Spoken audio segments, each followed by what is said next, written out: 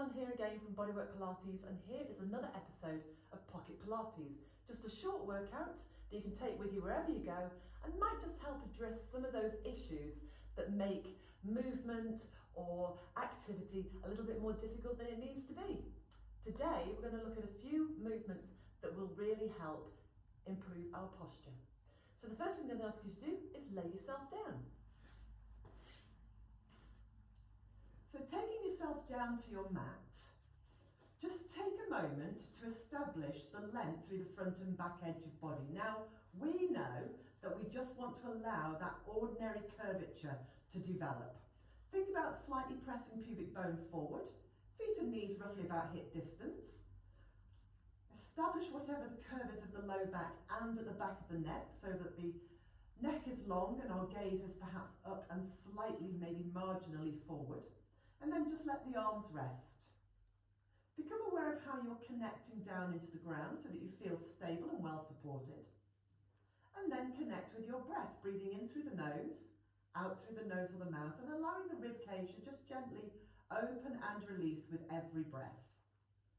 And then when you're ready, take the arms up to the ceiling. Now, whilst you're here, just walk your shoulder blades a little bit wider apart. So if you started holding a small box, you want to get to the point where you feel like the box you're holding now is just a little bit bigger. You feel a little broader through the upper back. Keeping the breastbone soft and the ribs soft as you breathe in, take the arms out directly to the side of you to bring the backs of the hands to the floor. And at that point, really reach the arms out, like you're trying to reach for your side walls. As you breathe out, lift the arms up, cross the arms over the chest, not around the throat, and just see if you can't wrap the hands as if you're giving yourself a big hug.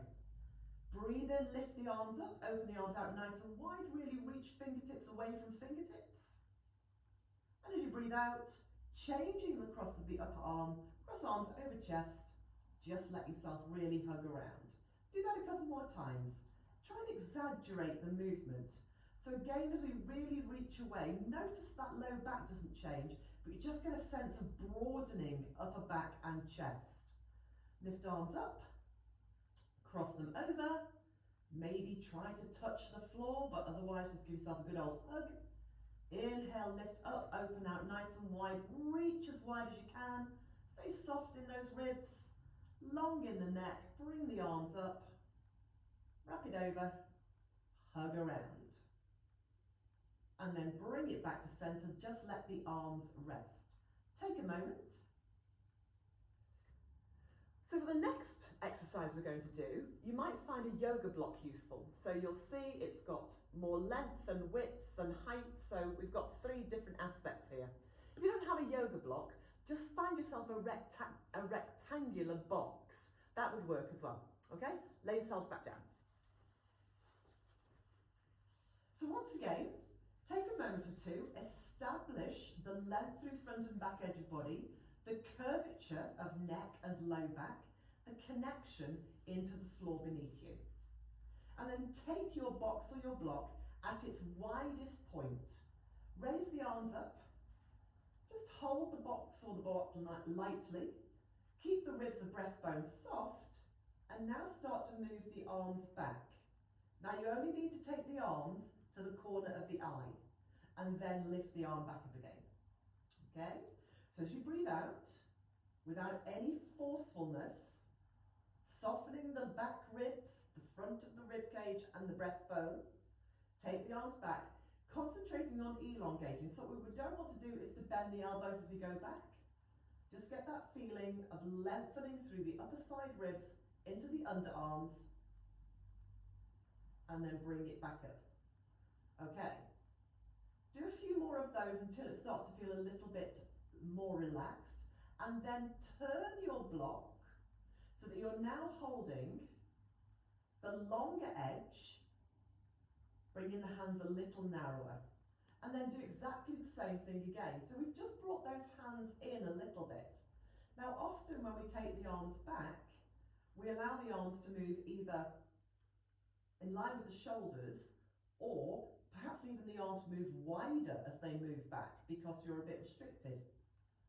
Just trying to keep a constant and then a gradually reducing distance can really help to move into some of those muscles around the upper back and around the back of the shoulders and the ribs.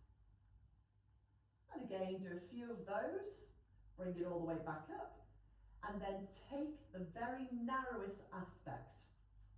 So next port of call would be to have your palms together. But from the very narrowest point, now take the arms back. And if, like me, you wear glasses, it'll be difficult to take your arms back any further than the corner of the eyes anyway. But just notice the difference between having a wider position and a narrower position. And it may be that the narrower you get, the more restricted you are in your movements.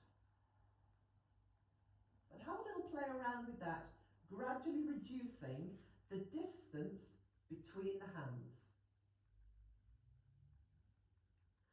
The last exercise we're going to do today is a spinal extension.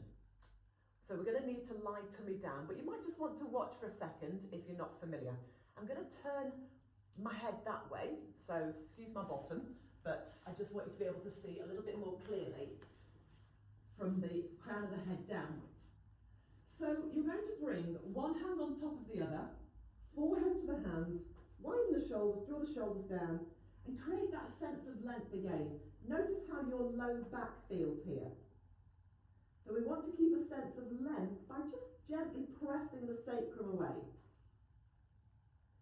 Without putting any real weight into the arms, as you breathe in, slide the breastbone forward. It's like you're pressing the breastbone towards the top edge of your mat. And then feel your shoulder blades gently glide down towards the back edge of your ribs. Maintain the length in the back of the neck so we don't lift gaze. We keep the gaze just moving along the floor and then lower back down again.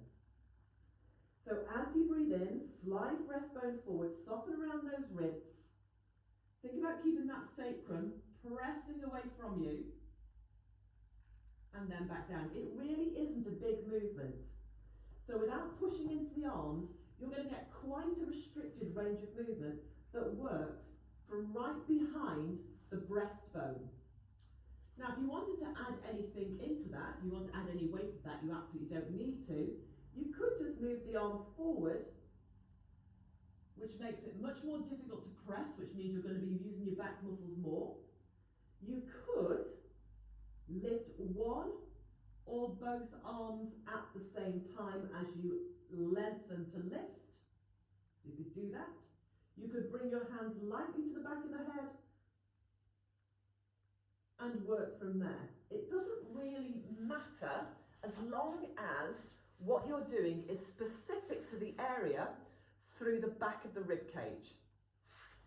So ensuring that starting in your long position, without pushing your ribs through, you just get this lengthening aspect that works, as I say, right behind the centre of your breastbone. That's where you want to feel it come from. It can be quite difficult. It's very often an area that people find very sticky. So don't worry if it feels a bit difficult to begin with, but stick with it. But be careful that you try and stay as specific as possible and pay particular attention to lifting from the breastbone, not lifting from the head. Any questions, give me a shout, but hopefully you'll find those quite useful, and I will see you again on the next episode of Pocket Pilates.